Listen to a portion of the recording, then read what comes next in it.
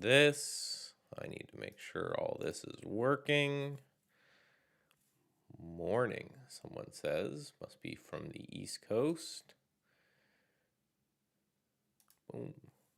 That's working. Awesome. Hello, everyone. All right, so while people are drilling in here, let me do a tweet. I should do a tweet. Let's do a tweet. If you're not following me on Twitter, what are you doing? Come follow me on Twitter. And we'll just tweet live with an exclamation mark.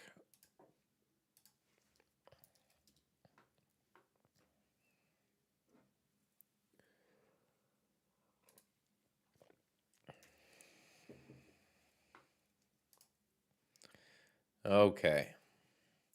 All right. So if anyone is new here, we'll just get right into it right away.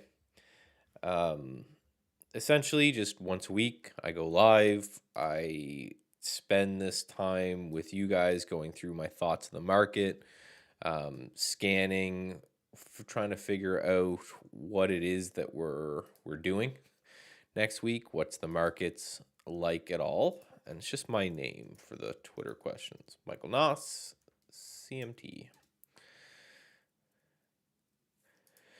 But yeah, so this is where I'm going to do this work, and essentially, this is kind of a preview for what is offered at Stats Edge Trading. So I actually have to, let's open up this as well.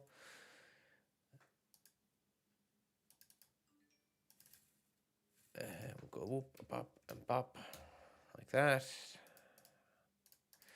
So, what a week to do it. So I'm excited to get started. So I'm just making sure that I've cleared the decks so I know what to talk about. But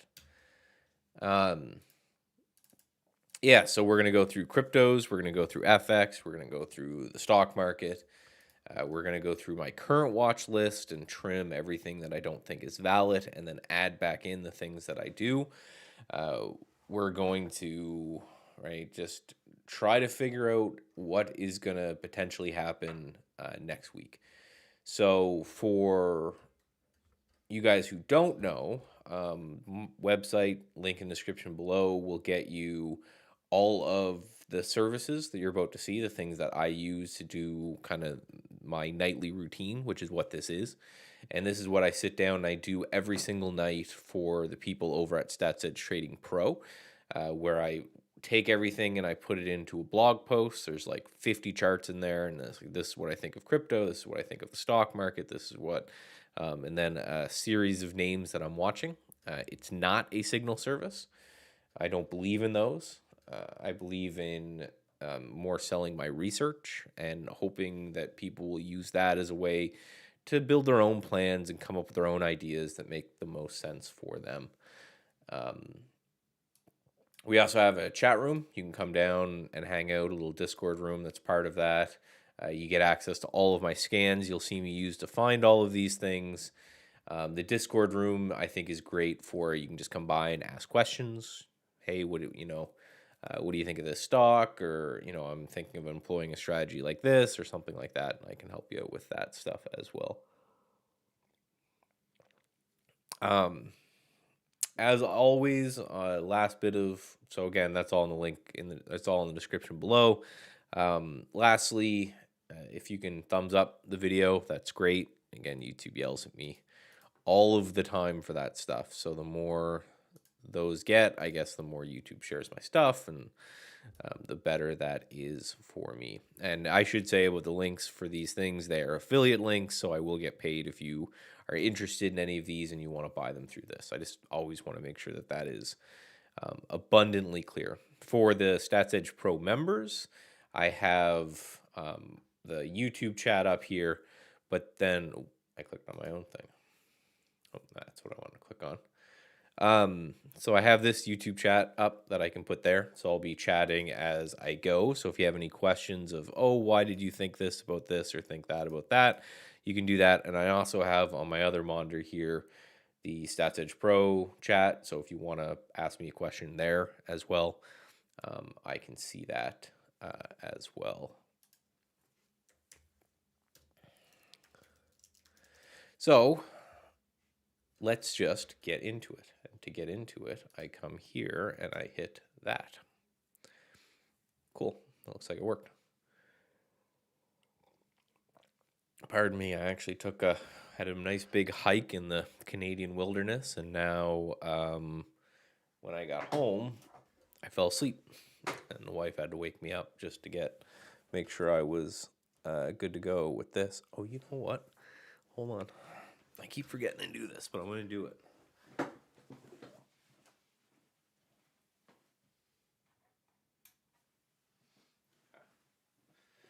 Don't even know if that will show up on camera. Will it? No.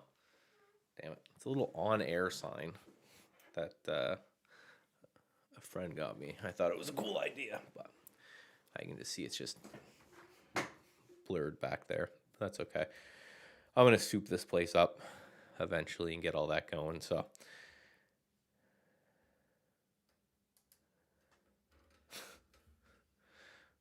Well, I appreciate your sacrifice there. I don't have commercials on, so YouTube must be grabbing funds. So let's get started right away. And again, as you go, you'll see me annotate the charts and take pictures and that kind of stuff. Just because, again, what the Stats Edge Pro member serves is all of these charts in a list along with all of the symbols I'm going to be watching and where going into next week. So I'm going to be taking the screenshots kind of as we go for those. I always like to start in the crypto space, mainly just because I like to do crypto, and then I do Forex, and then I do currencies, and we kind of go down that list and then into stocks after that. Right, overall, there's really not much to say. We were watching, anyone who's been checking out the stream or doing anything knows that myself and every other technician on earth was watching this 40K area forever. And basically, even way back here, I was saying, as long as we're within those lines, I'm not going to take a trade. So I did get a stop limit trigger on this candle. So I did get triggered short a little bit of Bitcoin. I covered some already just because we had a pretty substantial crash down. So now I think, right, the next area we got to watch is right here, which is about 30,000. So now that 40,000's dead, I wouldn't be long this until it reclaims 40,000, and I wouldn't be shorting right here until it breaks down under 30,000. So I'm going to hold the part of the position short I have left with a stop just over 40,000. So regardless of what goes on, that was a good trade. You can see 30,000 was important all the way back here, over here again, and in through here.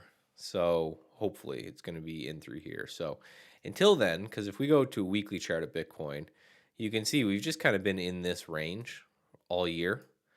So as much as this is kind of panic and fear now, I really think we need to figure out where it has a problem here. Now, if I know a lot of people are saying, oh, a double top on Bitcoin, talking about these two tops already, but they're wrong, technically. A double top doesn't occur until this area of the double top breaks. So we'd have to need to break 30,000 before the double top would be clear. And, if that happens, then shit, we could get to 10 or 20,000. But again, for me, the way you look at it is you got to see what happens at this anywhere from 30,000 to 27,000. If we're going to dig in and bounce from there, then this was just a massive bull flag. If we break down, again, it's 20,000, it's 10,000, and then below that, it's like 4,000. So again, I wouldn't be buying right now unless we kind of snapped back and reclaimed 40,000. If we reclaim 40,000 quickly, I think that would scare a lot of the bears and it would cause a lot of FOMO for the people who got stopped out here. I think there's a lot of people had stop losses under 40,000, so we broke it. That continued down, and that's going to be dragging. I think this note is valid. So I'm just going to put that there. So I shift to 30K. So above 30K, again, I think if you're looking to short, you miss the boat. And if you're looking to buy, I think you're a little early on that one too. Now, when it comes to Ethereum, right? So there was relative strength, but now we need to make a new note because what we're focused on in Ethereum is this area right here. So 17. So same with Ethereum. I didn't short any of it, but if you did through that resistance, good for you. You're up some. Now you got to watch 17K or 1700.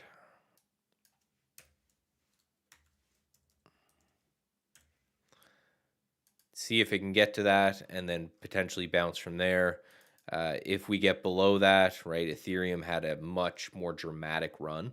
So its areas to watch below that are in the hundreds. So be very careful of Ethereum. It seemed to get hit a little bit harder through this. So again, I'm just going to stick with the Bitcoin for the trading. And then we're going to go through a couple of these altcoins. And what I'm looking for in these altcoins is I'm looking for relative strength, right? So the one that really sticks out to me, and this one we've had on our watch list for a while, is Cosmos, Atom. So you guys know I love trading relative strength. Crypto is no different than stocks when it comes to this. The fact that if you take this same chart and you look at it for Bitcoin, right? Bitcoin has broken down under this low and is really near retesting this low right here. Cosmos has held up way better. It's actually still above these recent highs from April, May. Barely. But so, it got sold with the rest of them, but it's holding very well. So this is the stuff that I want to watch, right? Because if Bitcoin starts to bounce, I think you're going to get a way better percentage return because there's been way less damage on these type of names. So take a look at things like Cosmos, and we'll try to find some others.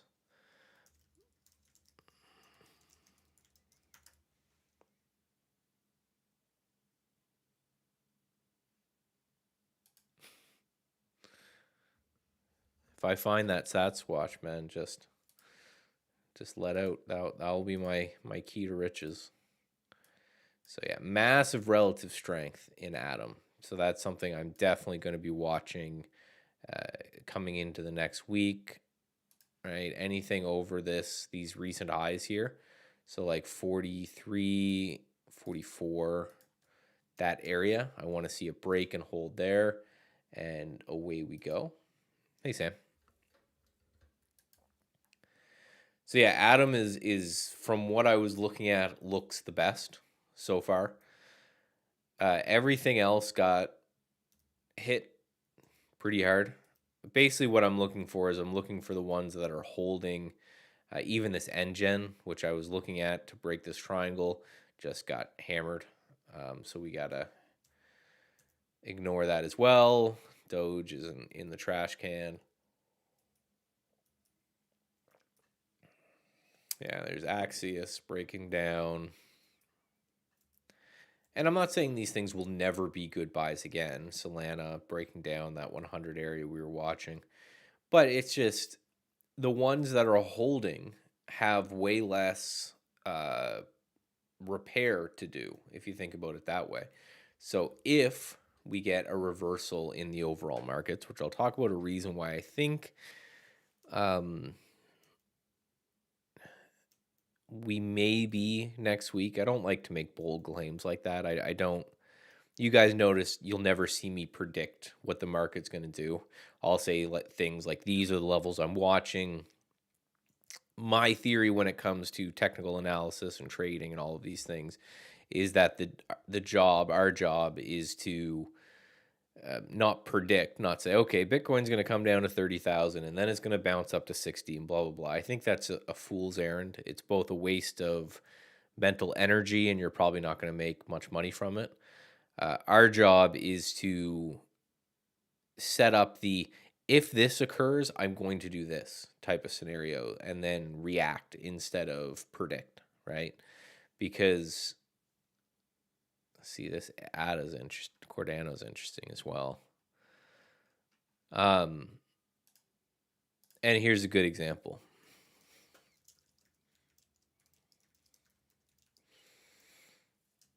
What some technicians will do is they'll try to predict what's going to happen, right? With ADA right here. They'll spend a lot of time drawing lines and Fibonacci's and technical indicators and all this. They'll try to say, well, I think, this is going to bounce from here and it's going to, right? Oh, I think it's going to go down to 30 cents because that's where this occurred before. And then after that, it's going to bounce. For me, it's both levels of interest. So obviously, $1 on ADA is a huge level of interest. As long as we are holding above this one is interesting to me because if we start to move off it, then I will probably look to purchase some with a stop under this low, right? So when I look at these things, I'm saying here's the picture right now. This is all we know. Everything else is prediction for fun. Now, if this occurs, I'm going to do this. And then if this occurs, I'm going to do this. And if this occurs, I'm going to, like the same way you would program like a technical program. So, and that's the same thing that I'm taking the screenshot for the Stats Edge Pro stuff, link in the description below, but it's the same kind of thing, right? I don't need to predict. I just need to now know my level, which is $1, and watch it. One of two things are going to occur. It's going to start to bounce off $1 and I'll buy some and I know where my stop is, or it's just going to tank right through and I just remove it from my list. No harm, no foul. But yeah, a lot of this stuff is just super, super broken.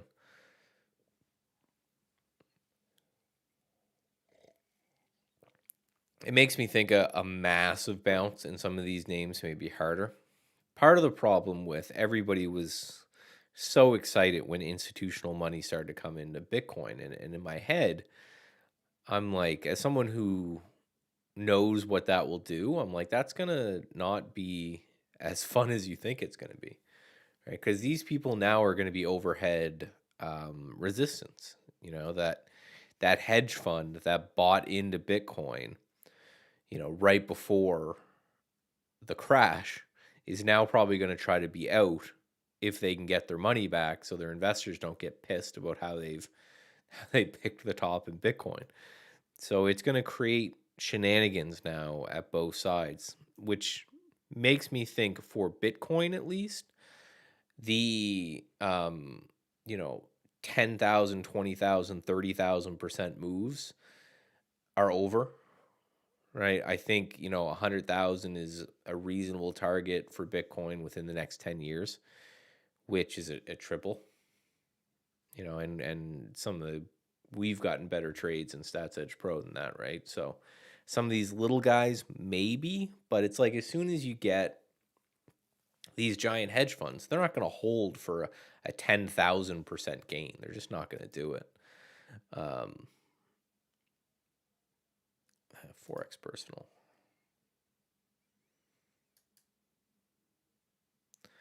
Does institutional investing in BTC also mean more manipulation? No, not really. And hedge funds don't manipulate the market the way a lot of people think they do. It's not their job. It's not what they care about. Right? It just means that there's more supply and more demand and that type of thing, right? HFT trading and stuff like that, I don't think affects things as much as people think they do. I just think the right? It just means that, yeah, there's going to be more, like a retail trader who put in $10,000 of Bitcoin and tries to become, and he wants to become a multimillionaire, will hold, right, when Bitcoin goes from 1,000 to 20,000 and then back to 4,000 and then up to 6,000, because in this person's mind, all that matters is, he wants to become rich forever off of it. So until he gets to $10 million or whatever he wants his account to be, he'll hold on. And hedge funds won't, right? So if a hedge fund's mandate is to own Bitcoin, as Bitcoin starts selling, they'll start to buy. So that's going to limit that volatility from the downside. And as Bitcoin starts to rocket, they will start to sell, and that will keep it down as well. So it's not really manipulation. It's just that these guys have dramatically different goals, right? Most institutions and hedge funds, they just want to outperform the S&P 500, right? So if selling some of that Bitcoin is going to do it for them, then for sure they'll do it. Why is that and not that? There. I know that doesn't matter much, but it was just using the wrong app. It made me sad. Okay. Go away now. Okay, so traditional currencies. We looked at cryptocurrencies. Essentially, again, I always like to summarize these. So the moral of the story with cryptocurrencies for me is, we were in this range. I told everyone not to do anything until we broke, right? We broke. I did something, and now we're in this range, and it's probably not the best time to do anything either. We're a bit overextended on this push down. Right, we've got this support right above, so to me, it wouldn't be the right time to short. Let's ban whatever that is. You're banned. Go away. I have the power. And yeah, same thing. So now we see what happens at 30,000. So if we get to 30,000 and it starts to bounce off, maybe you give that a shot long there. Again, at least you know where your level is, but we're kind of in this no man's land right here in crypto. Into traditional currency, this is a trade I was talking about, I think, last week a bit, where pound yen just took a massive move to get up to this prior resistance. So I took a little bit of a short in through there. Again, just a risk reward type of play where, I'm risking this to make way more than that. I covered a bit of this on Friday, and we'll see where we open. The only other things that I was really looking for is this one here. So I'm going to point this out. This Euro USD, big, huge rounded top here. And now it's putting in this little flag. So if you did, I don't even know if I can do this, but if you did USD Euro, yeah, if you flip this, it's a pretty perfect looking cup and handle play. Right? There's your cup. And here's your handle.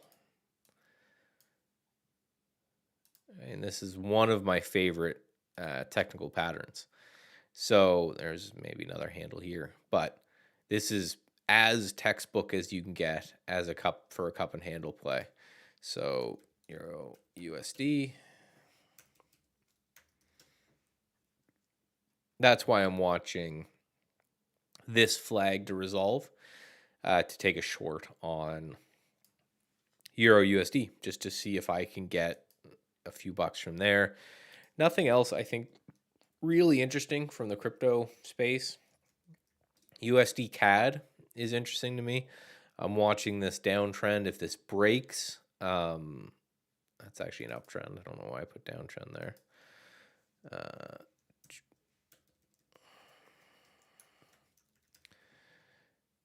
Right, just because we've got some levels here. If this thing bounces, that's interesting.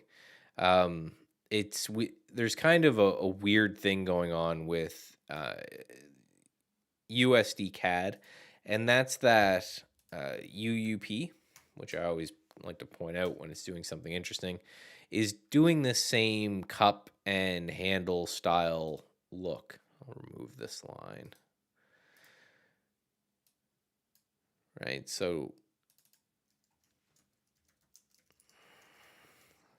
the UUP, for those who don't know, is just an ETF that has the US dollar against a basket of other securities. So it gives you a good understanding of where is the US dollar just in comparison to like all of the other currencies out there. And it's been pretty strong for a while now, and it's putting in this cup and handle play, which could rocket this higher. So you would think a strong dollar would mean a weak Canadian dollar. Now, not necessarily, right? Because also oil is strong, and as a Canadian, I know that a lot of our economy is derived from oil, and financials are strong, and a lot of our economy is derived from financials. So that's why none of these are moving, even though the US dollar is strong, because the Canadian dollar is also strong. So none of them they're not really diverging much at all. But you notice this also looks like that Euro USD play that I made. I think the UUP is mostly weighted to Euro. We can actually test that. And this is Koifin for anyone who's interested. Will they give me? I keep meaning to buy them. I just keep forgetting. Yeah, damn. Okay, I gotta buy that at some point. But yeah, I bet you it's mostly weighted to Euro. So when it comes to currencies, US dollars look strong. You know, I think you got to watch this low here on the UUP to see if this is going to be a failed cup and handle. But if this continues to push higher, that's a nice looking cup and handle on the dollar, which is generally bearish for securities, right? If people are holding dollars, then they're not buying things with those dollars. I think that's what's causing this last few day bounce is the sell in the market. You know, people will exchange dollars for stock or dollars for Bitcoin or whatever. And then the other way, when they sell their securities, they're going to be receiving dollars, right? So the more dollars that are out there, right, the more people are buying dollars, then the higher this will go. Now, let's get into equities. That was me just finishing up TI Strength for you trade ideas people. It's there. And the email for anyone who's subbed to just the email, that will be coming out at the normal time.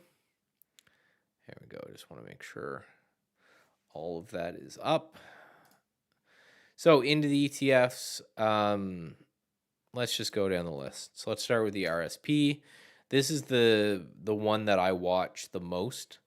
Essentially, the RSP, for those who don't know, is just an equal weight version of the S&P 500. So, right, more. So make sure I open that here. Yes, equal weight version. So it's not going to be as hostage to the big names, the Apples and Amazons and all of that. So the RSP is actually still holding above this recent level right in here. Let's actually I'll move that up in here. So it's at a very important, well, you didn't see that. I'll just put that way. You're not allowed to talk about that. No, it's just I'm doing some improvements to the Market Explorer bull flag scan. I hope for again you trade ideas subs that to be live sometime next week. I'm not too happy with how that scan looks, so I'm gonna go through and do that as well. Another one to ban, man. Does that mean there's like a lot of people here? I never look at how many people are actually here.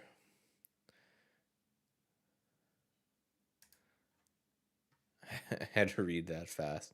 Yeah, it's just some I should do a better job of closing those. But yeah, I'm just working on the Market Explorer scan for bull and bear flags. Those are going to be tweaked.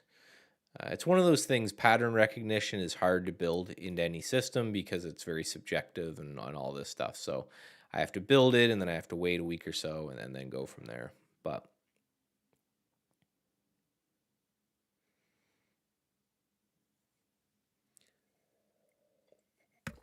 oh, first timer. Nice. 19. See, that's weird. I just looked at my desktop and it says 29. Which again, that's big. 28. Oh, that's great. Thank you. If anyone's new here, I should subscribe, like, comment, tell your friends.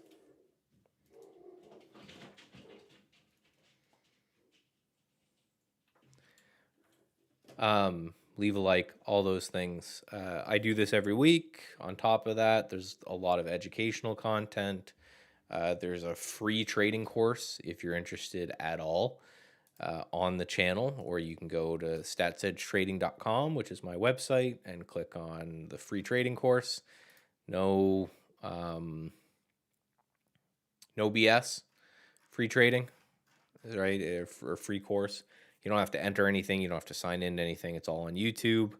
Lots and lots of educational content and more stuff to come as my wife getting closer and closer to giving birth and is interested in doing thumbnail editing and photo editing. So the fancy thumbnail she made as well. So I'll watch you for a while now. Well, again, thanks for coming, everyone. I appreciate this. Yeah, so I'm going to have help on the channel, so I want to put some good stuff in there. And thank you, Michael, for the mention of the course. It was a lot of fun putting it together. Again, 39 lessons, 100% for free. Always, that will be for free. Thank you, Trade Ideas, for paying me while I did that. All right, so coffee done, and we switched to water. No wonder the promo shop was so good. Yeah, that definitely wasn't me that did that. That was my wife, who's again going to get interested in some thumbnail editing for me, some video editing, all that stuff. Saw you in Confessions. Oh, the Confessions of the Market Maker. That was a great podcast. Those guys are great guys. I would come back anytime. Building nice. Yeah, it's been a great couple of years. Pandemic, barring the pandemic, we're got a house recently and got married and a little Charles on the way and all that stuff. So anyway, thank you all for coming. I appreciate poke around the channel. Fire me an email. You can do that through my website. Links in the description below for that and everything you see me use today. Links are in the description. Reach out to me if you got any questions or whatever. We're pretty chill here. So back to work, right? The markets. So again, the RSP, I told you why I look at it. I think the equal weighting nature of the RSP gives me a way better understanding of what each individual security on average is doing in the market. Whereas the SPY, it's going to rocket. Like the whole market could be selling, but if the FANG names are going up, the SPY will go up and vice versa. So I look here on the RSP, and really we are at, gotta remove that. Let's remove this.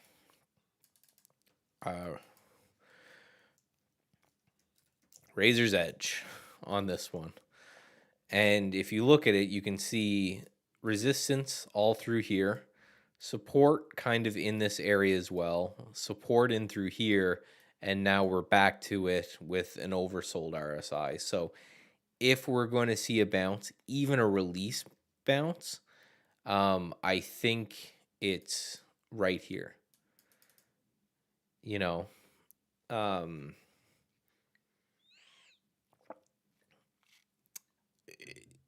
so again, I don't predict, but I wouldn't be shocked to see a bounce next week. And then the question is it a dead cat bounce? We're going to break this and continue lower. If so, I think this is the area to watch. Call it like 146 on the RSP. I'll actually draw that in right here. But the thing that's making me that I think is going to be interesting, and next week is going to be an insane week to watch. So next week it's going to be really, I'm not planning on doing a whole lot of trading, but I'm going to do a whole lot of walking, and could basically go through and say, hey, we have earnings week really kicking off. On top of earnings week kicking off, we have FOMC talking again. So they could come back and they could, say, hey, we saw how much the market hates that we're going to start raising rates. So now we're going to slow that raising, all kinds of stuff they could say that could cause a bounce. And again, earnings. Are these earnings going to hit or are they going to miss? I think especially this earnings don't hold any companies that are going into it. If they hit hard, like, so say you're holding Apple, right? If Apple beats earnings, I think you're going to get a small pop. And if they miss, you're going to get a major dump. So I think asymmetric risk reward on holding things into earnings this season. Need to bounce soon. So that's just the way I'm looking at it, is that we need to bounce fairly soon here on the RSP, or things are going to get pretty dicey going forward. So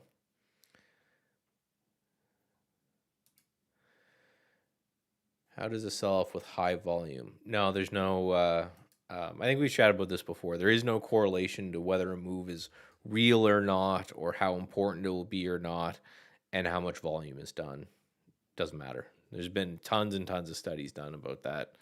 Breakouts on low volume have just as much likelihood to fail as breakouts on high volume, right? Same with breakdowns, same with turning points. The only thing that's super common when it comes to the thing is you always get range, right? And this is what I agree with. Volume follows price, right? Now, if you had a divergence of that, that may be interesting. But generally speaking, if you look at the bars, the bigger the bar, the more volume there is all the time. And you have no way of knowing which one of those is going to happen first. So I don't find that there's any value at all into looking at the volume behind it, right? It's just price. And actually, boom, get rid of this, because this is just what I'm looking at. I'm doing some experiment stuff with that, but it's all price. And everybody, I know people hate when I say that because they want some sort of shortcut to learn to trade, but there's none. It's all price, right? Moving averages, indicators, stuff like this can help you while you're learning, but it's all price. Now for the SPY, right? Obvious level is kind of 425 to 420. That's where everyone is watching. So eyes now on 420. Blaze it. Right? I think that's what we've got to watch overall, is what's going to happen in this area if we get there. Because technically, right? And this is to me where 450 is where I was going to get, I said, I think last week, that if we break 450 is where my worry starts.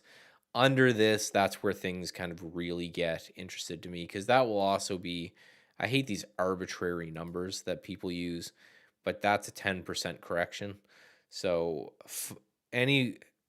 just the lingo of the market, it doesn't mean shit, but anything under 10% is a small pullback.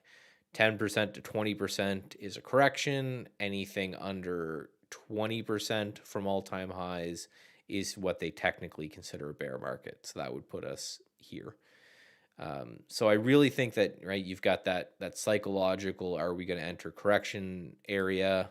Then you have these lows and these prior highs, right? You've got a lot of a lot of important turning points in this area. I think this is going to be what's important here. So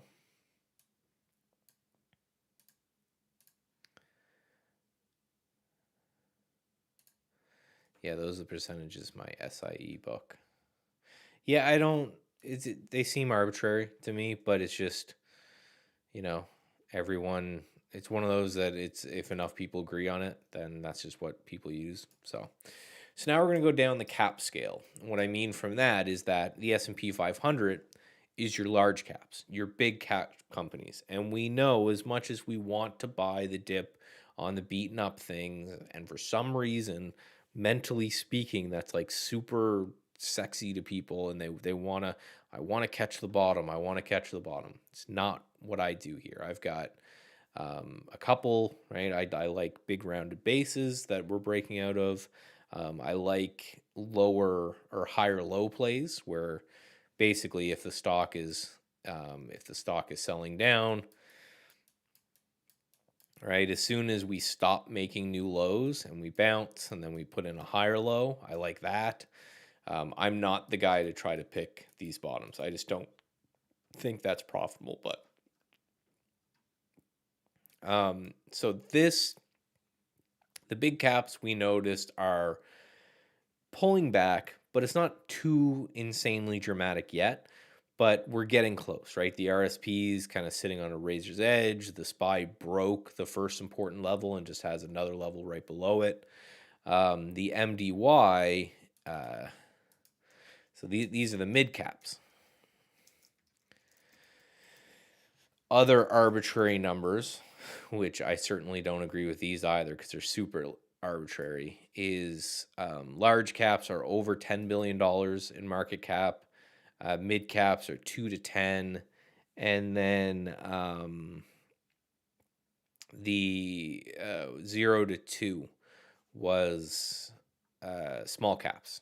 Again, random numbers. I think mid caps should go all the way up to like 30 billion. It seems weird that a $11 billion company is a large cap and a $3 trillion company is still a large cap. Like, it just seems like that's too wide a range, but whatever. But so the MDY is the 400 mid cap names. You can see this is holding support right here. Again, a lot of things kind of signifying we are at a support. I wouldn't be shocked to see a bounce from these. Going down the cap table even further is the IWM. This is your small caps, right? And you can just see this note still valid. I don't see much in the way of mid caps. When you get these big rockets up, on the way back down, they become more dramatic because you haven't had, like on the SPY, how it has all of these support levels on the way up. This doesn't. It just kind of rocketed up and then spent a year or two in the base. So as I would not be buying any small caps here just because the small cap index is busted, right? Now, I say that, but I'll look at small caps, but it'll all be based off relative strength, right? Now, let's get into the sector analysis. U.S. sectors. Boom. And do I have... Oh. Let's just do that old school. Let's push me over here. I need a scene for that. But essentially what this chart is a relative chart of the entire week of all of the different sectors within the S&P 500. So we need just to look and say, okay, what's holding up the best? Therefore, where should I focus? And it makes sense. Energy, we know, has been strong forever. XLP is staples, and XLU is utilities. Right? That's the kind of whatever, right? Those are defensive sectors, which makes sense. XLY, which is consumer discretionary, makes sense to be down there.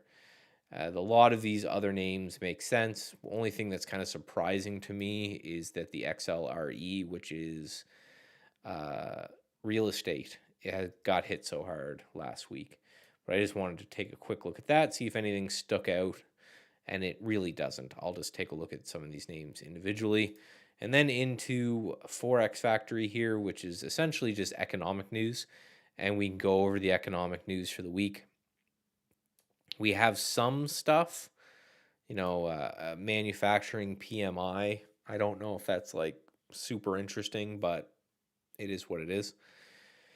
That's tomorrow before the bell. Tuesday, we don't really have anything either. And then Wednesday, we have FOMC statement, federal funds rate, and a press conference on Wednesday. So I always look at this at the beginning of the week, and I also look at it each day because I'm very forgetful. But I just want to see where is all the action going to occur next week. So for me, it looks like it's Wednesday, Thursday. We have a lot of numbers. We have GDP, we have unemployment, we have new home sales or pending home sales. And then on Friday, we have price index as well. So Wednesday, Thursday, Friday, market's going to be nuts. Monday, Tuesday, I don't really see a lot of big news. So means if you're a swing trader, a long-term investor, that's where you want to focus. Is it? No real news until Wednesday. So Wednesday is Wednesday's the news, right? Wednesday's when shit's gonna really hit the fan. So I would be shocked if there was a crazy amount of movement until then. Again, I told you, I don't predict, I don't trade off any of these predictions, but for funsies, held a gun to my head and you said, hey, Michael, what do you think we're going to do next week? I think Monday and Tuesday, you're probably going to see a little bit of a relief bounce, nothing crazy, and it's going to chop sideways for a bit. On Wednesday, all hell will break loose, and it will really depend on, what is the Fed actually going to say. Again, anyone who knows me knows I won't be listening to them. I will just be watching the market and see how the market reacts to whatever comes out, right? Couldn't pay me to listen and try to interpret that. I took macroeconomic courses. The macroeconomic guys don't even know. So, right, I would just be, again, my levels are right here. And then if we reclaim 450 and hold above 450, I don't know if I would bet, which is just this line that I have drawn in here. I would get ready for like the mother of rip your face off rallies. Just if we ever like gapped up here after what Powell says and holds, Jesus, it could be a monster. Now, some of the individual names, gold. I have this note, which I think is still important. I've taken a small short on gold last week as a little bit of a longer term play. I'm basically playing off this level right here. As long as we're below this level, I'll remain short. If we break this level, that's where I'm wrong. My theory with this is that gold is supposed to be the inflation, right? And this is why I don't like just trading based off of these relationships without really thinking about them. We've had the strongest inflation since the 1980s, and the market sold off 10% this week, and this thing can't even put in a higher high, right? We're just making lower highs. So my note here is, what the hell's the point of gold, right? So we've got this initial downtrend, and then we have this tightening pattern. So I'm basically shorting off that trend line resistance, seeing if we'll break this, continue lower. It's a bet like anything else, right? Just a trade with a stop loss. I know where I'm wrong, but if gold's not going to rally now, when the hell is it going to rally? What's the point of it? Right? It's supposed to be this big inflation hedge. Well, we're getting massive inflation, and it's in a downtrend, right? Ever since up here, it's obviously, right, lower highs, lower highs, lower highs. So that's just a bet I'm taking. China is actually interesting to me. I need to see a little bit more strength, but GXC is just the China ETF. And that's being a little bit interesting. Might be bottoming, but for me, I always want to see, right, we've got a low and then a lower low and then a lower low. So I want to see a higher low hold and then a push up from there. But they have been doing well. So this is XLU. So we're going to watch. So I'm watching this bull flag in XLU. XLU is utilities. If the market's going to remain weak, then XLU most likely will remain strong because people have to put their money somewhere. Utilities pay dividends, so it would make sense that utilities could move higher. Wood, I've just been watching lumber, but that's kind of fallen down. This is another one as well. This is Vanguard's World ETF X US. Essentially, what this means is that this is the entire world other than the US, and it's actually selling off a little bit as well, but not nearly as bad. So it means that a lot of the problems going on here are US based and US based kind of only. So just keep that in mind. This is emerging markets ex China, and it's actually doing pretty well. So it's got this, let's move this near term support like right here. Shrink that up a bit, and it's well above that. Just confirming that it, if you're looking for stuff to be aggressively buying, you should probably do it. Probably take a look at doing that a little bit outside. And then the question I always say is, okay, how do you do that? Is look at, look at ADRs, right? So companies that trade within the US but actually exist outside the US, and there's tons of them. We'll go through some of them today. That might be a place to look at, just because if you take the US and you take China out of the equation, the rest of the world's doing fine. It's just those two countries that are having a hard time. There's a question. Okay. Signed up for Pro last week. Saving reviewing scans this week. Where can I go to learn more about the scans? There's little pictures and everything behind them. What's my go-to scan? See, my go-to scan, I would pay attention every night to the analysis. This analysis will be up after this is done, and I post in the room every time when that analysis is up and good to go, and you'll start to see the patterns and everything that I'm looking for. It's going to change based off what the market's doing. It's going to change based off volatility, that kind of thing. The other thing, NT, when it comes to all of your questions there, we are going to have our live Q&A. So part of the Stats Edge Pro service, link in the description below if you're interested, is a kind of bring your own beer Q&A once a month.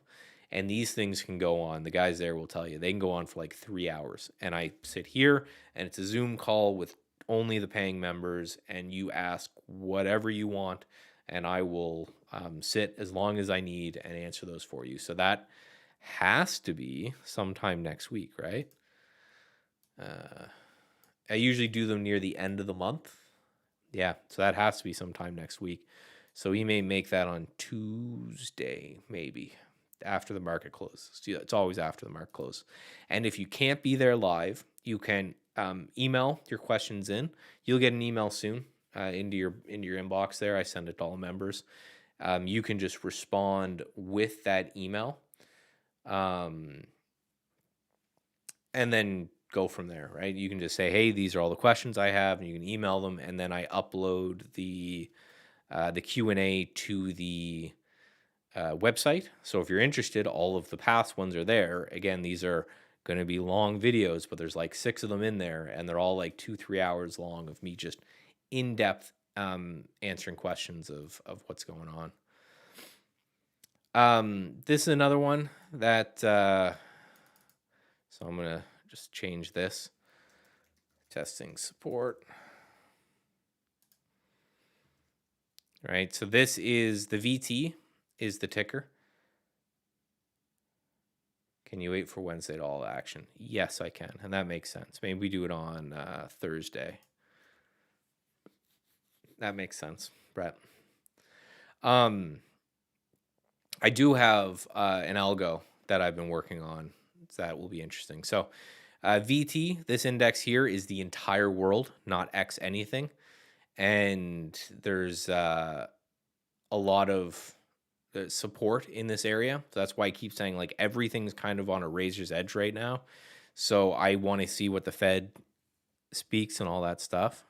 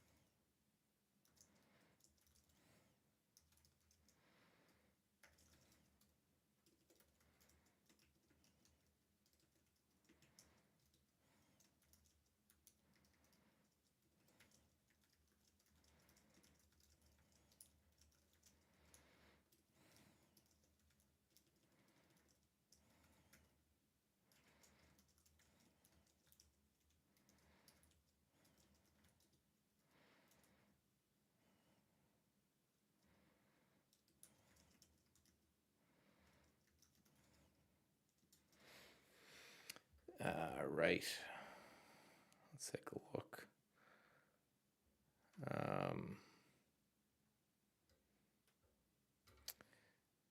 Sorry, got distracted for a second. What about promotional offers you offer just for TI, like TI does with Test Drive? I can bring it up to them. We're so small. Like just, and I've got no problem hiding this at all. Stats Edge Pro paying members, we've got like 30. So we're not 30, 35. So we're not showing up on anyone's radar for sure. This is another interesting thing that when I was doing my scanning, water, right? Maybe if the world's coming to an end, everyone needs water. Ticker PHO is the water ETF. So maybe. Oil, right? This oil has been absolutely huge and just chopping around here, holding up very well. We called this oil breakout back here, and that thing has been doing great. So I want to keep an eye on that.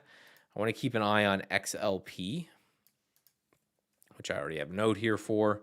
You can see the little bull flag going on here on XLP, which is consumer staples. For people who don't know, right, consumer staples, just shit that you need to buy regardless of what happens, right? That was all of the ETFs I wanted to come through. So now what we're going to do is we're going to go into our watch list.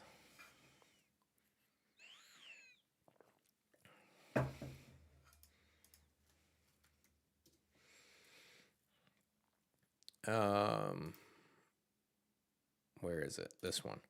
So we're going to go through and I'm going to update. I have to pop that over into here.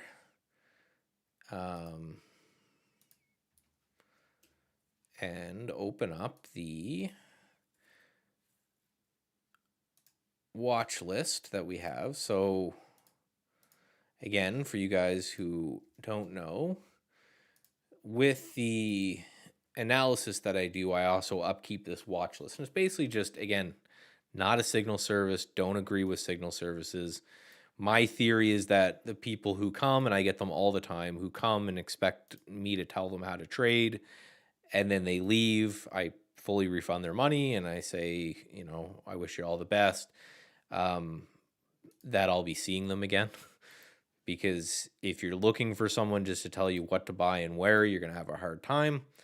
And eventually, you're going to say, okay, that's not the ticket.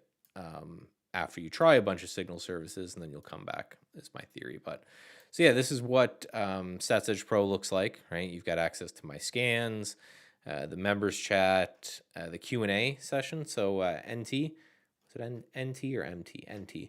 That's where, again, if you want to go back and check out the last broadcasts, they're in there. They're incredibly, incredibly long. So what I'm working on is this watch list right here. Just pick one, random one up.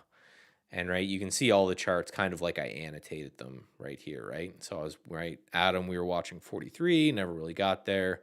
Mana, we were watching it. None of these things really got there, right? I put crypto on a razor's edge. The battle at 40,000 continues, right? All this stuff, and this again, there are a lot of charts, and this is every night.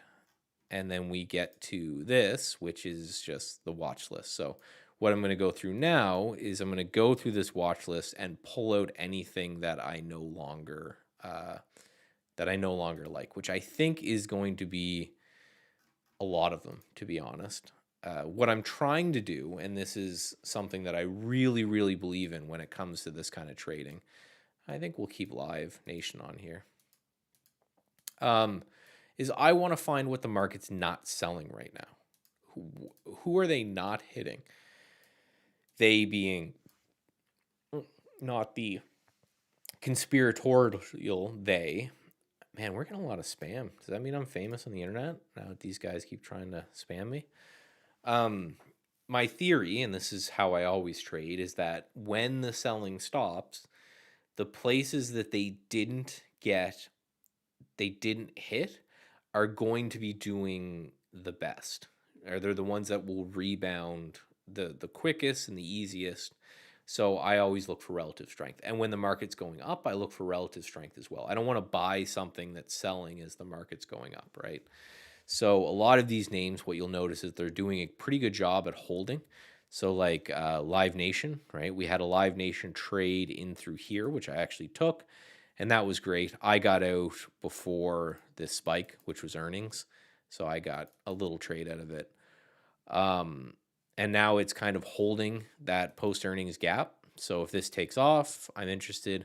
I'm actually going to lower. So I'm going to go 112, 107. So we'll just change those numbers. 112, 107. 112, 107. And we have to go into, where is it? Yeah, 112, 107. Because basically what I'm looking for is saying, I'm not going to just buy these things just because, they're relatively strong. I'm going to wait for something to happen. So yeah, like FGen, right? I want FGen to break out. It's actually holding as the whole market's selling. So this is something that's still interesting to me. NRG, I'm going to cut this one. I don't really like it. It's not very pretty for me anymore. So we'll just get rid of that. ALC, same kind of thing, right? We've got a massive level here at 76. We've got an anchored VWAP here. We've got, right, resistance, support. We got everything's in this level. So if we bounce off this level, that's great. If we break through, that's where I'll get rid of that, but I still like the look of that. ITOS, we're going to get rid of. Right, I'm just getting rid of these things because this broke this support area that I was looking at, so I don't care anymore. IC, let's kill that one. We're doing a big kind of clean house on this because again, I'm not super concerned with.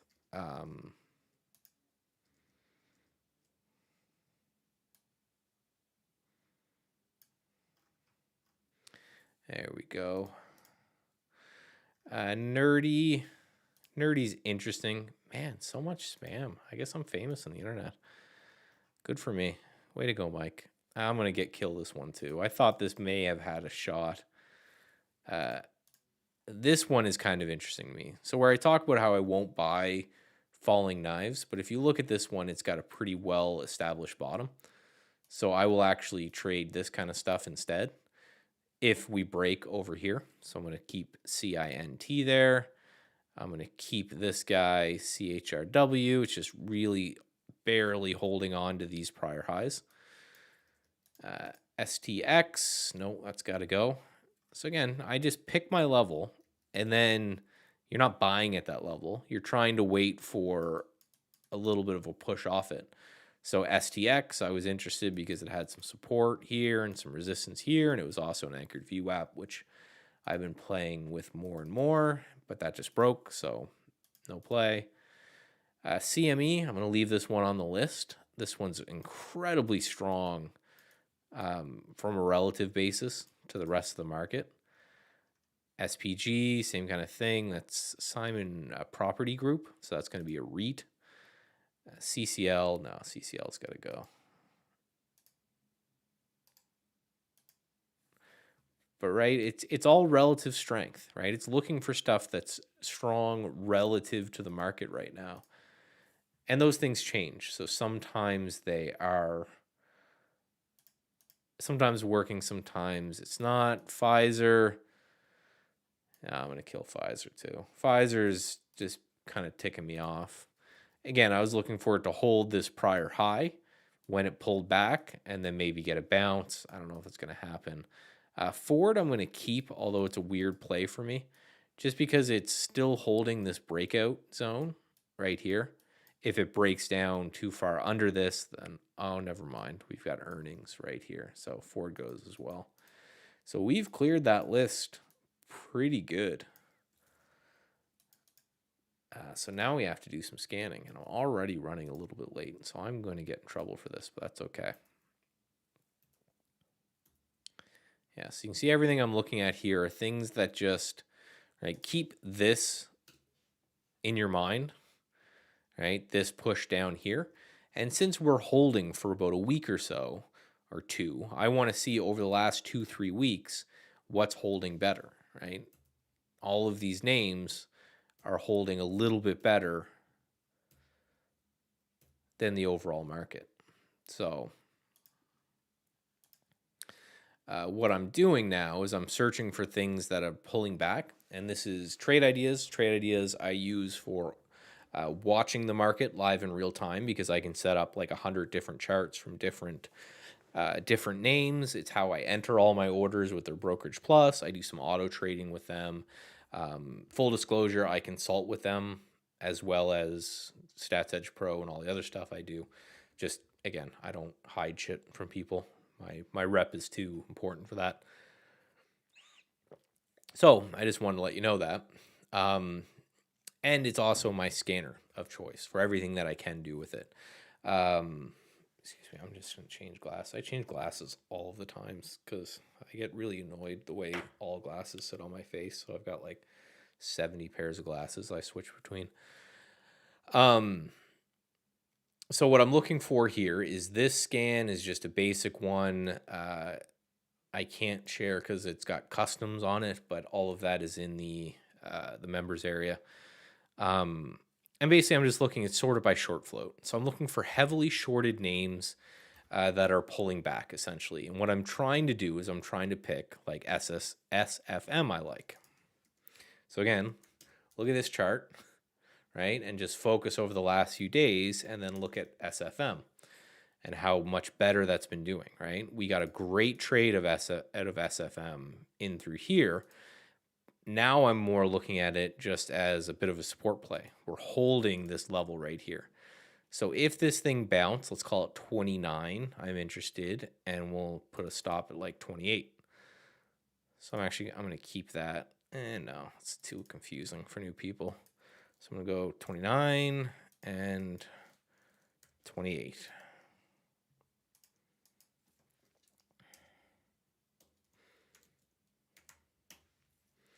Right, that's just again, something that's holding better than the market. Thoughts on WELL? WELL. Ugh, that's a gross. No real thoughts on that. It's hard to describe, but just look at all of the wicks on everything and how choppy it is and all of that. It's got good average volume and everything there.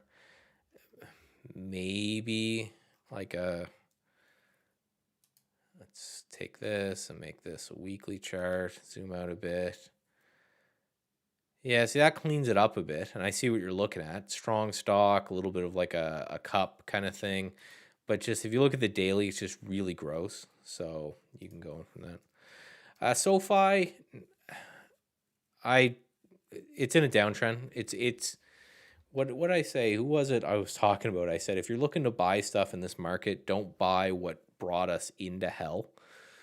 And it's this stuff. It's this growth junk. Basically, if If Kathy likes it, it's been shit for a while. So SoFi, I took a flyer on it, full disclosure. When we right here, where essentially it gapped up on earnings and it held, and I was doing a spaces, I think.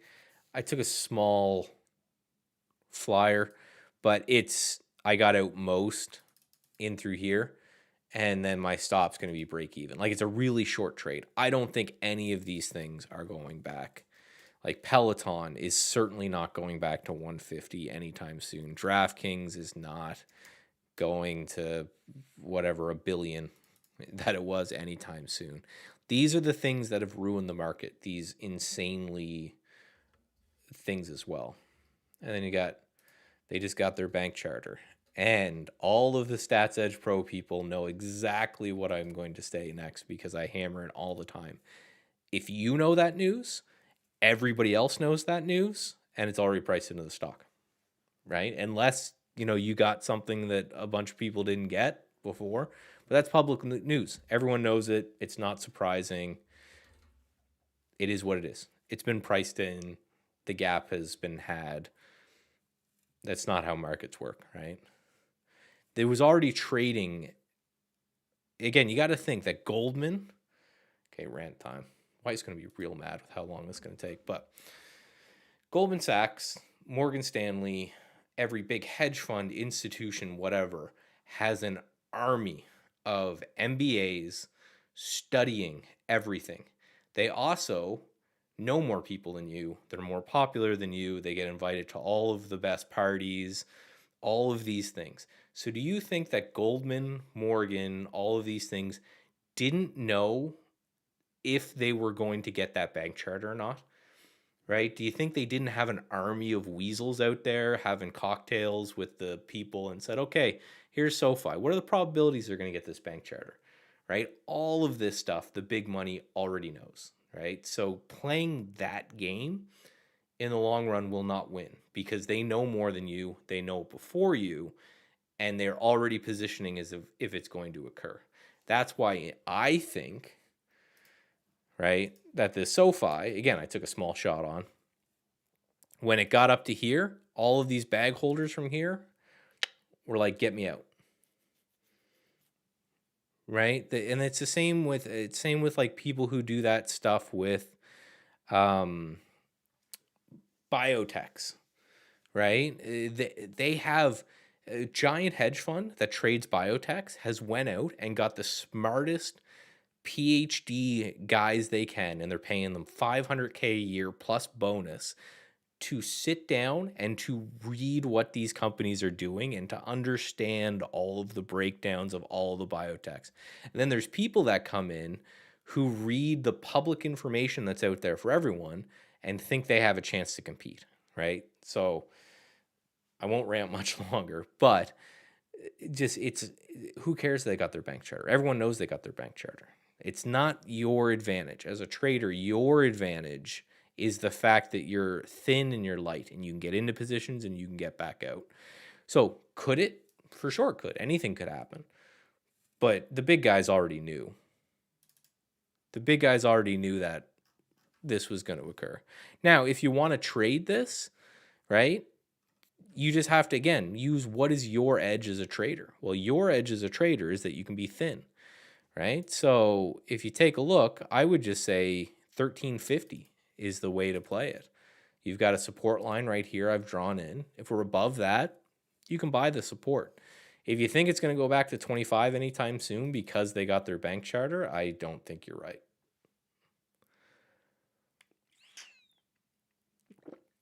I should clip it. Yeah. Problem is when it goes up, I need to find the timestamp. I agree. If someone like wants to go through that and send me what the timestamp is, let me know and I'll cut that out and make it a video. But you got to sit down and you got to think, I am playing this game versus all of the best people out there who have billions of dollars at their disposal. They're making hundreds of $1,000,000 a year in management fees. They can hire the smartest minds and the best everything, and they've got the best technology and all of this. where am I going to beat them? And in my opinion, it's not by reading news that came out ages ago and making a play. 3 days ago was ages ago, right? They've already known that it was going to occur. I think our advantage is looking for repeatable patterns that have a very small edge, right? I'm not going to be the guy to blow smoke and say, oh, you'll make billions. And to be able to get in, get out, right, when things go wrong, or get out when things go right quickly and move on to the next thing. Where hedge funds have their disadvantage is they take a long time to do anything. Especially if they need to get out of a position quickly. There's just no way, right? If they're in something and it goes bad, like Peloton has been getting hammered for ages because there was tons of funds that thought Peloton was going to be a thing, and now it looks like it's going to go bankrupt, and it's going to take them months to liquidate these positions. Whereas a trader, you could buy Peloton if you thought that it was a good business. When it tanked, you just get out and move on. You just, okay, bad trade, took my hit, next trade. So that's our advantage, right? So I'm always just, stick to the advantage that you have over the other people that you're playing in. Last bit of the rant as I'm scanning, and I'm not seeing much, which doesn't surprise me, honestly. This one's not bad looking. So the last bit of the rant is essentially just, there. Think of it as if you were a fighter and you get into a ring and then Mike Tyson gets in next to you, right? You're probably screwed. But the one way you're not going to beat him is by a head-on muscle-to-muscle fight, right? That's the one way, like going blow for blow with Mike Tyson. That's the only way I can guarantee that you're probably going to die. So maybe you say, okay, what are my, like, you always got to think, what is my advantage? What do I have over these people? And again, for me, it's always just being light. It's always just not marrying any of these positions.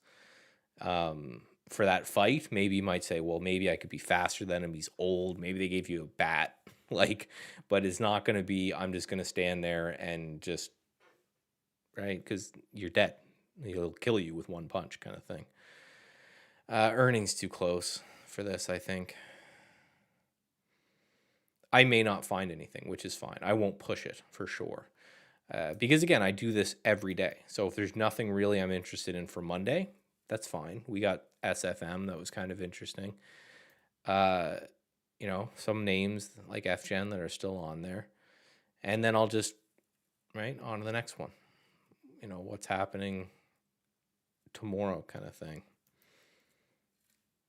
And again, I'll always overwrite everything I say with, if you have something that's working for you, you won't hear me bash it unless it's like averaging down into shitty positions, things like that could really, really ruin accounts. Those things I'll kind of put my foot down and say, don't.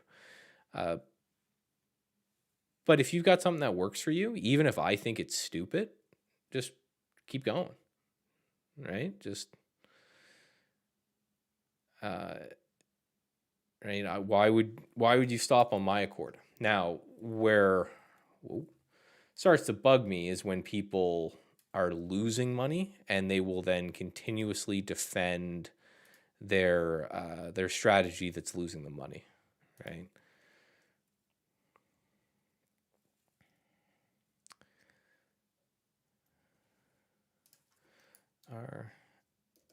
RXN.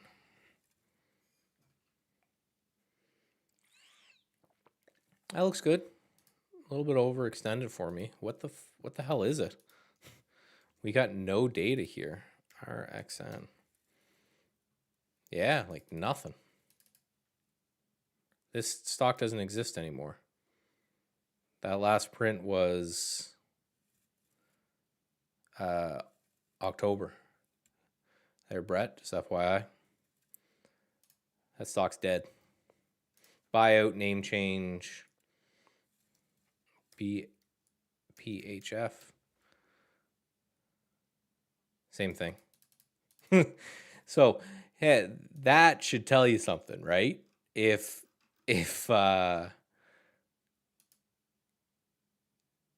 everything that you're finding that actually looks pretty good are companies that haven't traded, it probably means the market's looking pretty rough. So this is TI strength. This is something that everyone has access to. Basically, it's just going to look for stuff that's strong relative to the market. I'm just going to scan through here and just see if there's anything, because again, as a relative strength guy, I love this. In the meantime, I'm going to do this, and you guys aren't going to notice anything that I'm doing here. I have to move that off to the side, and we'll see. And again, I should say this is the time where I will most certainly take a look if you guys have any individual names you want me to look at or anything like that. You've noticed I've been doing those through there as well, just as chat goes by. Aim at, I thought this thing may hold, right? SNDL, that's another one that got hammered. Again, like I just don't, it sounds like really, you know, it sounds like you're being an asshole when you just say, if the stock's going down, don't buy it and don't hold it, right? If the stock's going up, maybe buy it. And it's just, there's something inside human nature that says, I want to buy the most messed up stuff I can. Yeah, see, that looks good. It looks really good. But yeah, I wouldn't buy it right here. This GAMB. Maybe if it pulls back, or like I'd put this on a list for sure. But I'd want to see it move a few days first. But I like the look of this, right? Because, you know, if you zoom into the last like 5 to 10 days, this thing's been going up where the market's getting hammered. So very short term has good relative strength. And this is a nice $10 is a very important level for this. So you know where to play off of. So I like the look of this. The other reason I like it is because remember how when we were doing our scanning, we were saying everything else in the world is fine. It's only America and China that's really getting hammered. And China's actually doing okay as well. So I like this, right? Because this is Great Britain, UK company, right? So I like the look of it, but yeah, you're right. It's gone from $9 to like $11.50 in 3 or 4 days. But if you got a little bit of a base for maybe 2-3 days, I think you're looking okay there. WTER, no, I don't. Again, right? I don't want to buy stuff doing this. I want to buy stuff doing that. And I get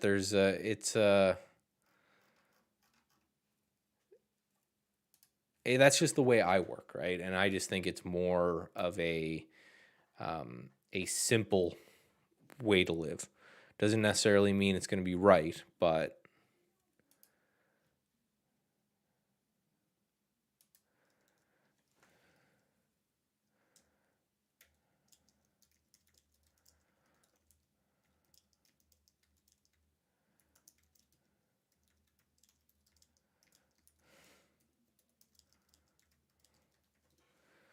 all right. So on this other screen, I'm just going through some names.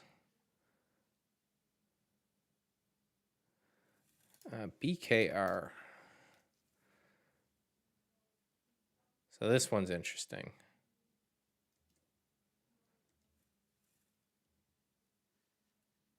So let's go here. I'm going to add this one as well. I think, yeah, BKR earnings out of the way. Baker Hughes. I just like that we've got, how do this? We've got this resistance right here. We've based for a few days, so I'm going to watch this one. Like we're going to call it 28, 26.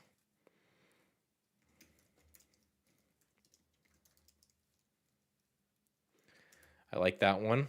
So that's one we're going to add.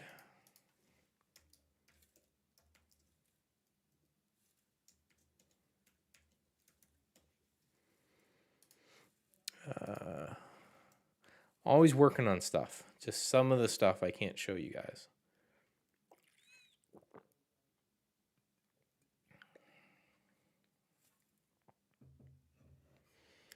All green on your checklist. Yeah, it's a slow one, but I just think that's, and you've heard me rant before how I want to use stuff that's a good use of capital, but I just don't think we're going to get that.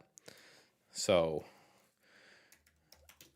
right, I'd rather be in slow stuff making me a little bit of money than trying to be in this fast stuff that's just murdering you. PLNT. Right, we've got this gap fill right here that's holding Planet Fitness. At support, let's do a little AV WAP. Yeah, right there too, just like I thought. Okay, so I'm going to watch this, and I'm going to do like 86, 81. PLNT. So I'll watch 6.81. And again, you got to always remember your time frame, right? So I'm someone who's going to hold my trades for a week, maybe two. So when I talk about relative strength, that's the time frame I'm talking about. Right? So again, look at this chart. So yes, we got hammered, but the last 3 days were even. And then if you look at the SPY, the last 3 days have been an absolute nightmare. So that's kind of what I'm looking at there. Old Planet Fitness. I watched a video about that. I don't know how true it was, but it said they had like pizza days. And if you lifted weights too much, they would like yell at you, which to me is just hilarious.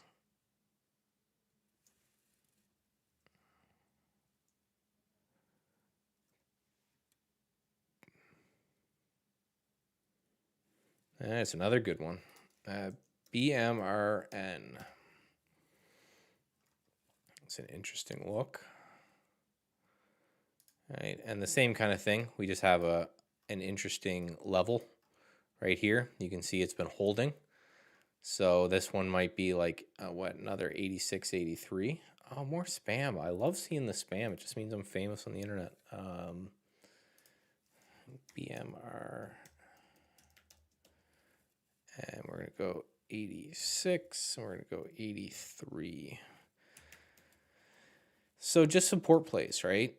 If the market's going to bounce, I just think these little support plays, the things that haven't broken down, are going to be doing the best.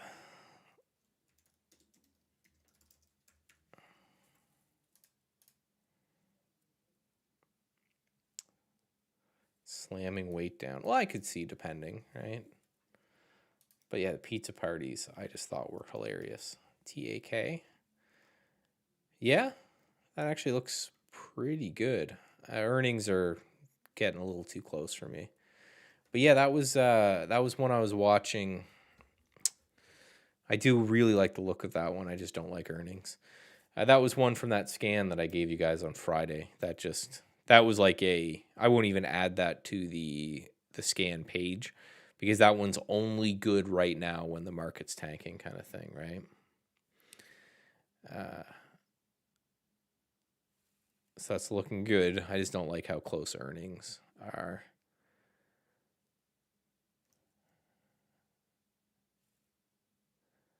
Yeah, everything that's showing relative strength on this other scan that I can't really show you guys is all energy. It's like all energy.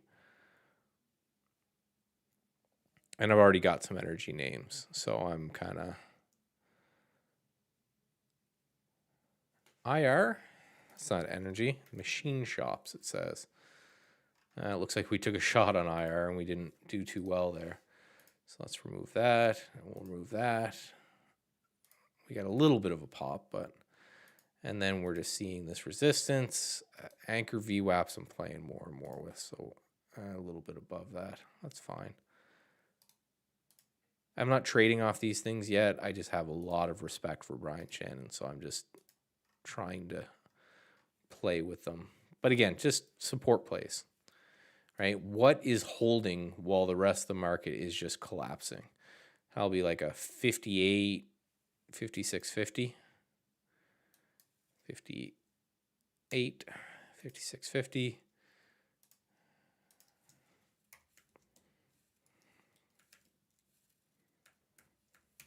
For you trade ideas people, this hidden scan won't be hidden in a few weeks.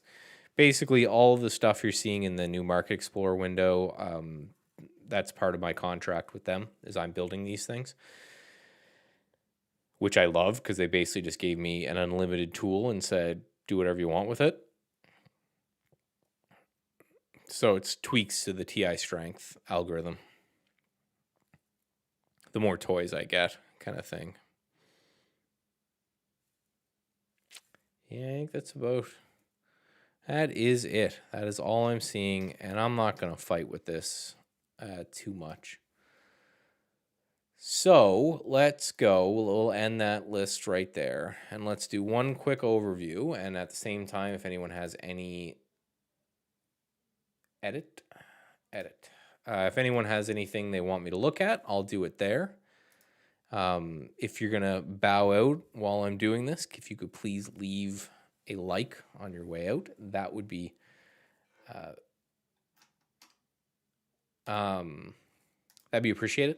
Again, YouTube sends me emails all the time and says they say my retention time is really good, so people who find my videos and click on them generally like them more than the average person that finds the average YouTube, I think is what they're trying to say with that. However, because I don't beg for likes and my thumbnails aren't the best and blah, blah, not very many people see my stuff. That's why my channel is very, very tiny, is what the YouTube guy says anyway. So I'm trying to do a better job of begging and pleading. But so Live Nation, watching Live Nation, we have earnings creeping on the door. We've got 24 candles away on that one. LVS, I can look at LVS. I was looking at LVS because if the reopening trade is going to be on, I kind of like the look of this one. If you can get over 45, I would like to see it base a little bit more, but I know what you're after as well, right? PBR, it's going to be the same with any oil thing, right? So there's two things with PBR. One is, how I talked about the rest of the world that's not America is doing great. That makes sense here. And it's oil. That makes sense as well. It's a little bit overdone for me. Same with a lot of the oil stuff. I just want to see more of consolidation and going from there as well. FGen, again, just playing it as long as it's holding up here, looking to see if it can break out and get into this gap. ALC is an ADR, so a foreign company. As the market's been tanking, this one's been basing sideways right at support, and then there's some resistance back here and an anchored VWAP, so that's why I'm watching that one. CINT, just a nice rounded bottom look going on here. BKR, we just added. It's smacking its head against this resistance here, but it's put in a nice base of like 5-10 days. Earnings out of the way, which is another thing that I like about it. So I get a nice unlimited time. So I want to see it kind of break above and hold or close above, I guess, this level. You can see that if I can get a close above this candle right here, it's probably what I'm going to be looking at, because you can see it just hasn't been able to do that. So if we get a close up here, that's what I want to see. IR, support play, right? It's pulling back, but it's got support in through here. So if it's going to bounce off this doji right here, this indecision candle, that's where I'm interested in that.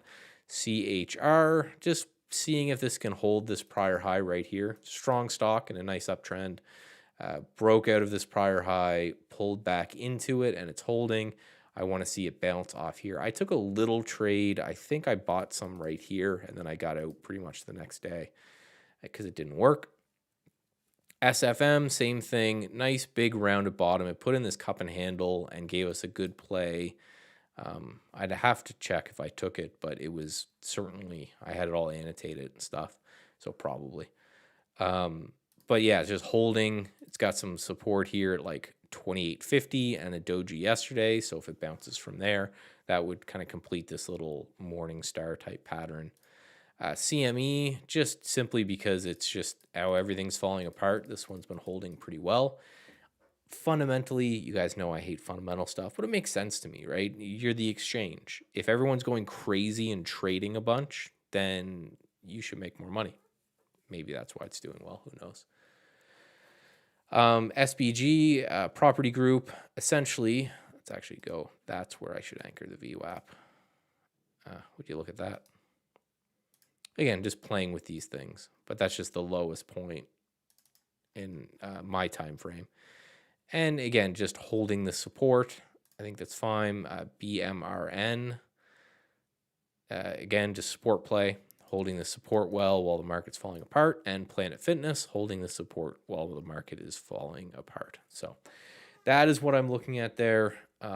Again, thank you everyone for coming. I appreciate, as always, you hang out. For Stats Edge Pro members, I'm going to just take all of the screenshots I just took, and I'm going to huck them up into the blog post so that I'll ping you in Discord when that's done, but it should be within the next few minutes. So again, thank you all again for coming, and I will talk to you soon.